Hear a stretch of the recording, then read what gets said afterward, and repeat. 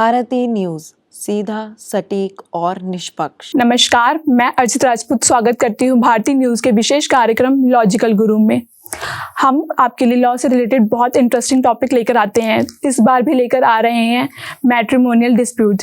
यह एक common dispute में से एक है। लोगों के मन में, सोसाइटी में, सोशल मीडिया में बहुत गलतफहमी से लेकर।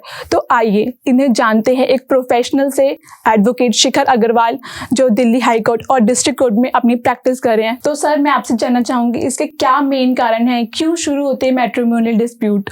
जी नमस्कार। अच्छा, मैट्रिमोनियल डिस्प्यूट जितने मैंने अपने एक्सपीरियंस से देखा है, स्टार्ट तो बेसिक टेम्परामेंटल इश्यूज की वजह से होते हैं between husband and wife. But अब आजकल कहिए सोशल मीडिया की वजह से या जागरूकता की वजह से, जागरूकता हालांकि एक अच्छी चीज है, बट जागरूकता की वजह से या सोशल मीडिया की वजह से लोग सीधा ही अपने छोटे से छोटे टेम्परामेंटल इश्यूज के बाद सीधा एक एडवोकेट के पास या फिर सीधा एक लीगल कंसल्टेंट प्रोफेशनल के पास सीधा पहुंच जाते हैं राय लेने के लिए, और वो सीधा उसको एग्जीक्यूट करना शुरू कर देते हैं, which becomes a very big problem. की इशू ये आ जाता है कि जब एक हस्बैंड और एक वाइफ के बीच में कोई भी लड़ाई होती है, जो कि जाहिर है होगी ही, उसके बाद एक लीगल प्रोफेशनल का बीच में आना उस छोटी सी प्रॉब्लम को बहुत बड़ा कर देता है। और वो काफी बार ये देखा गया कि वो इस हद तक पहुंच जाती है कि there is no taking back. वो at the end dissolution of marriage यानी डिवोर्स यानी तलाक को ही अंजाम देकर निकलती है। इसमें हमें हालांकि ये करना चाहिए कि हमें थोड़ा टाइम देके, एक दूसरे से बातचीत करके, रुक के, समझ के इन सब चीजों का उपाय लेना चाहिए। तो सर, क्या हस्बैंड वाइफ म्यूचुअल सेपरेशन से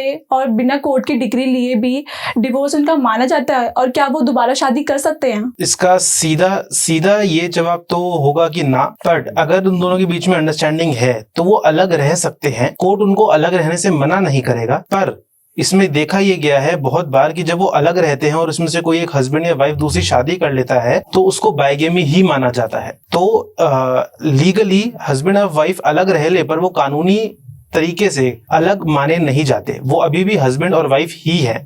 और अगर इस बीच हस्बैंड या वाइफ कोई भी दूसरी शादी कर लेता है, उसे बाइगेमी ही बोला जाएगा, जो कि आईपीसी के अंदर एक ऑफेंस है। हिंदू मैरिज एक्ट के थ्रू बहुत सारे लॉज बनाए गए हैं, तो क्या वाइफ उस सब पे दावा कर सकती है या सिर्फ एक पे ही कर सकती है? तो मेंटेनेंस से रिलेटेड अराउंड 2-3 लॉज हैं हमारे हिंदू मैरिज एक्ट में। Hindu marriage act section 24, 125 CrPC, domestic violence act, जिसके सब में हमें मेंटेनेंस का प्रावधान है वाइफ को। तो सवाल ये उठता है कि क्या हम हर मेंटेनेंस के सेक्शन में दावा डाल सकते हैं? तो इसका जवाब है हाँ, वाइफ हर सेक्शन में दावा डाल सकती हैं। पर कोर्ट ये भी देखता है कि अगर उन्हें एक दावे में मेंटेनेंस मिली हुई है तो क्या अगले दावे में उतनी ही मेंटेनेंस मिलेगी। जैसे कि अगर मैंने सेक्शन 24 में मेंटेनेंस डाला अपने पति के अगेंस्ट, तो कोर्ट एक एक्स अमाउंट हमें दे देगा। पर जब हम दूसरे सेक्शन 125 सीआरपीसी में या फिर डोमेस्टिक वायलेंस एक्ट में अगर हम जाएंगे और फिर से मेंटेनेंस मांगेंगे, तो कोर्ट फिर से मेंटेनेंस देते हुए ये देखेगा कि हमें पहले भी कभी मेंटेनेंस मिली थी या नहीं मिली थी। मतलब वाइफ को पहले भी हमें क्या कभी मेंटेनेंस मिली थी? अगर उसे मिली थी तो वो अमाउंट कम हो जाएगा। आपको क्या लगता है, इन सभी लॉ से हस्बैंड से आसानी से पैसे लिए जा सकते हैं? इसका जवाब हाँ भी है और ना भी। ये केस टू केस वेरी करता है। देना हस्बैंड को वाइफ को होता है। Wife, the husband is supposed to maintain the wife, that is fine. But क्या आसानी से लिए जा सकते हैं? ये केस टू केस डिपेंड करता है, और इस पर्सन टू पर्सन भी डिपेंड करता है कि आसानी शब्द किसके लिए क्या है। जैसे कि अगर मैं वाइफ की साइड से बोलूं तो करीबन डोमेस्टिक वायलेंस एक्ट में करीबन 1 से 1.5 या करीबन 2 साल भी मिनिमम लग जाते हैं पहला पैसा, पहला मेंटेनेंस आने में from the side of the husband. अब ये अगर हम वाइफ की साइड से देखें तो वो कहेंगे कि जी मैं 1-1.5-2 साल बिना किसी मेंटेनेंस के, बिना किसी इनकम के रह रही थी, तो उनके लिए बिल्कुल आसानी नहीं है। But at the same time अगर हम हस्बैंड की साइड से देखें तो वो कहेंगे कि 1-1.5 साल हुआ था और अब मुझे इनको हर महीने पैसे देने पड़ रहे हैं, ये तो बहुत आसानी से मेरे से पैसे ले रही हैं, जबकि ये पढ़ी लिखी भी है। तो आसानी शब्द case to case, person to person vary करेगा। पर इसका जनरल जो प्रोसीजर देखा गया है दिल्ली कोर्ट्स में, वो ये है कि डीवी एक्ट डलने के बाद या फिर एचएमए, तो एक हालांकि एक अलग प्रोविजन है, एचएमए के बीच में एक एप्लीकेशन लगती है सेक्शन 24 की, बट डीवी एक्ट डलने के बाद करीबन 12 से 18 महीने लगते हैं ठीक ठाक मेंटेनेंस मिलने में। तो this is the normal provision. अब वो आसानी है या नहीं, वो पर्सन टू पर्सन डिपेंड करेगा। कोई ऐसा केस भी तो होगा जिसमें वाइफ की क्रुएल्टी प्रूव हो जाए और हस्बैंड को डिवोर्स मिल जाए और वो दोबारा शादी कर सकता है? अच्छा, तो मैंने सोशल मीडिया पे ये चीज काफी देखी है कि जनरली लोग कहते हैं कि जैसे एक न्यूज आर्टिकल छप गया या किसी जज ने किसी जजमेंट में कह दिया कि XYZ एक्ट के तहत वाइफ ने ये किया है XYZ एक्ट, इसलिए इसको क्रुएलिटी माना जाएगा और डाइवोर्स मिल गया। मेरी वाइफ भी मेरे साथ ऐसा करती है, तो क्या मैं इनसे डाइवोर्स ले सकता हूँ? जी, ये आधा सच है। पूरी बात ये है कि हाँ, वो एक क्रुएलिटी का एक्ट होगा, पर फर्स्टली उसको आपको प्रूफ करना पड़ेगा पूरे लीगल प्रोसीडिंग के द्वारा, जो करीबन 5, 7, 8 साल ले सकता है।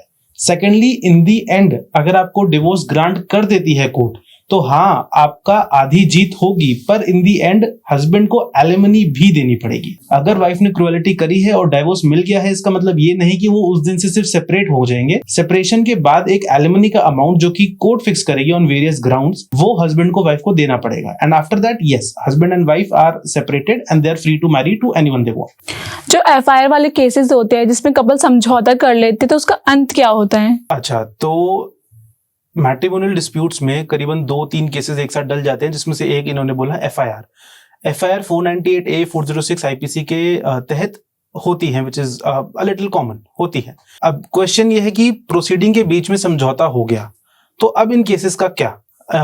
FIR के केसेस में हम क्वॉशिंग में जा सकते हैं on the basis of settlement, वो हम हाई कोर्ट से ले सकते हैं अंडर सेक्शन 482 CRPC। और जो बाकी के केसेस हैं, जैसे कि डिवोर्स हो गया अगर हमने क्रुएलिटी के ग्राउंड पे डाल रखा है, या फिर डोमेस्टिक वायलेंस हो गया, वो जिन पार्टीज ने डाला है वो कोर्ट में जाके विड्रॉ कर सकती है। जब कपल छोटे छोटे डिस्प्यूट्स को लेकर कोर्ट में आते हैं और लड़ते हैं, तो इस पे आपका क्या एक्शन है? आप क्या इस पर टेक लेते हैं? ये काफी कॉमन चीज है कि छोटी सी लड़ाई हुई और एडवोकेट के पास आ गए। जैसा कि शायद मैंने पहले प्रश्न में बताया कि काफी बार ये चीज आगे बढ़ जाती है और फिर there is no coming back. But जो समझदार कपल होते हैं वो उसके बाद भी अपना एक वापसी सेटलमेंट का एक्सप्लोर करते हैं possibilities.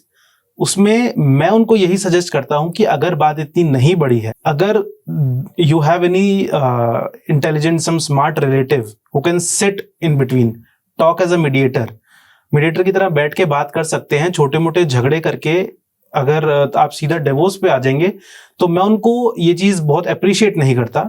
But in the end as an advocate, अगर वो उनका रिलीफ है ही यही कि उनको डिवोर्स ही लेना है, then I have to file divorce case as well.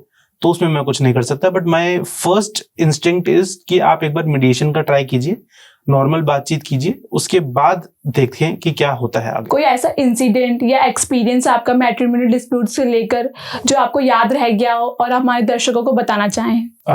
एक ऐसा इंसिडेंट था जो मैंने देखा था अपनी इंटर्नशिप के टाइम, काफी पहले की बात मैं बता रहा हूँ। तो इंटर्नशिप के टाइम पे हालांकि एक नॉर्मल मैट्रिमोनियल केस था, हस्बैंड वाइफ के बीच में था, 3-4 साल हो चुके थे उस बात को, प्रोसीडिंग चल रही थी। तो 2-3 बार मीडिएशन में गई बात, फिर मीडिएशन में सेटलमेंट नहीं हुई, वापस कोर्ट में बात आई। उसके बाद मैंने वो इंटर्नशिप छोड़ दी। खैर, उसके कुछ 2-3 साल बाद मेरी उन सर से मेरी वापस बात हो रही थी, मेरे सीनियर से। तो I called him and I asked कि सर उस वाले मैटर में क्या चल रहा है। तो 7 से 8 साल की लिटिगेशन के बाद उन्होंने सर ने बोला कि फाइनली सेटलमेंट हो गई है, जजमेंट नहीं सेटलमेंट हो गई दोनों के बीच में, और अपना जो भी फिक्स हुआ था हो गया है।